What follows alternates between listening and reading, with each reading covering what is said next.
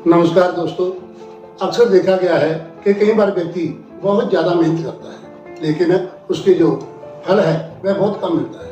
अर्थात ज़्यादा मेहनत करने पर भी उसे जो कमाई है वह बहुत कम मात्रा में मिलती है। और कई बार ऐसा होता है कि व्यक्ति मेहनत तो बहुत कम करता है लेकिन जो उसके पास पैसा आता है वो बहुत ज़्यादा आता है। ऐसा क्यों होता है, इसका विचार हम ज्योतिष के अनुसार करेंगे। ज्योतिष में कहा गया है कि यदि आपकी कुंडली में राजयोग है तो आप निश्चय ही कम मेहनत करके अधिक पैसा ले सकते हैं, लेकिन यदि निकृष्ट योग है तो आपको मेहनत करने पर भी पैसे की प्राप्ति नहीं है। तो राजयोग के बारे में हमारे जो ज्योतिष शास्त्र है इसमें बहुत उल्लेख किया गया है। लगभग 100 प्रकार के जो राजयोग है वह प्रचलित है। उनमें से कुछ का जो वर्णन है मैं आपके सामने प्रस्तुत करता हूँ। दोस्तों, सबसे जो महत्वपूर्ण राजयोग है वह नवम और दसम घर का अन्योन्य आश्रित होता है। अर्थात जब 9वें घर का स्वामी 10वें बैठा हो और 10वें घर का स्वामी 9वें बैठा हो तो यह उत्तम राजयोग है। इसमें भाग्य और कर्म दोनों साथ देते हैं। अर्थात व्यक्ति का भाग्य भी उन्नत होता है और जो कारोबार है उसमें भी अच्छी तरक्की मिलती है। इसमें व्यक्ति कम मेहनत करता है और जो लाभ है वो अधिक प्राप्त होता है। दूसरा आता है ये दोनों ग्रह, यानी कि 9वें घर का स्वामी भी 10वें बैठा हो और 10वें घर का भी स्वामी 10वें बैठा हो तब भी राजयोग बनता है। यह राजयोग अधिक मेहनत करने पर अधिक ही फल देता है। अर्थात मान प्रतिष्ठा में वृद्धि होती है।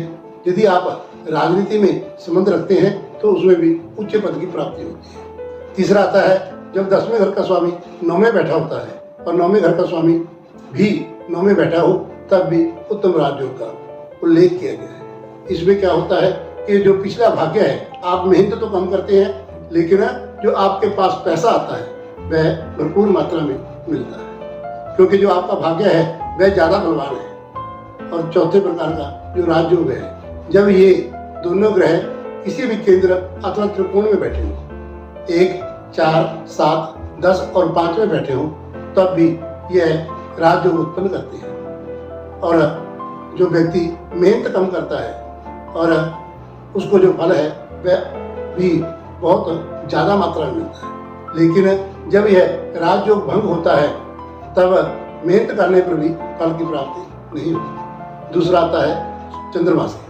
चंद्रमा से यदि केंद्र में कोई भी शुभ ग्रह बैठा हो अथवा गुरु बैठा हो तब व्यक्ति को राज सुख की प्राप्ति होती है। चंद्र कुंडली से लग्न में चौथे, 7वें एवं 10वें यदि गुरु बैठा है तब भी राजयोग का जो गजकेसरी योग है यह उत्तम फल को देने वाला है, मान प्रतिष्ठा को बढ़ाने वाला है और जो पैसा है, धन है, संपत्ति है उसमें भी उत्तम वृद्धि करता है। दोस्तों, इसी प्रकार आता है जो बुध आदित्य योग है। सूर्य और बुध का इकट्ठे बैठना, यदि यह श्रेष्ठ स्थानों में बैठा हो अर्थात केंद्र में बैठा हो अथवा त्रिकोण में बैठा हो तब जो मान प्रतिष्ठा है वह बहुत बढ़ती है, क्योंकि बुध बुद्धि का प्रतीक है और सूर्य स्वाभिमान का प्रतीक है। जब बुद्धि और आत्मसम्मान दोनों इकट्ठे हो जाते हैं तब मान की प्राप्ति होती है, धन की प्राप्ति होती है और लोगों में जो प्रतिष्ठा है उसकी वृद्धि होती है। इस प्रकार नाना प्रकार के जो राजयोग हैं वह मानव को सुखी बनाने के लिए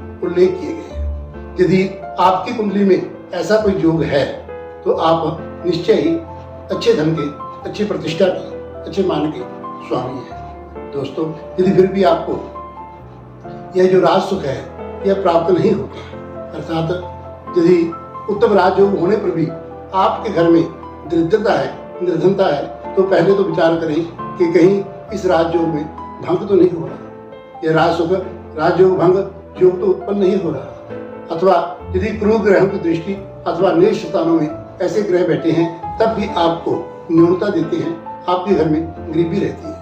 और फिर भी आप क्या करें? सबसे पहले जो नवमेश और 10वेश को बलवान करने के लिए जो उसका रत्न है वह धारण करें। और जो नेष्ठ ग्रह हैं जिनकी दृष्टि अथवा जिनके साथ ये नवम और 10वें घर का जो स्वामी है वह बैठे हैं उनका दान कीजिए। और उससे भी जो जरूरी बात है, आप माता कात्यायनी अथवा माता दुर्गा की उपासना कीजिए तो आपको मान सम्मान की भी प्राप्ति होगी।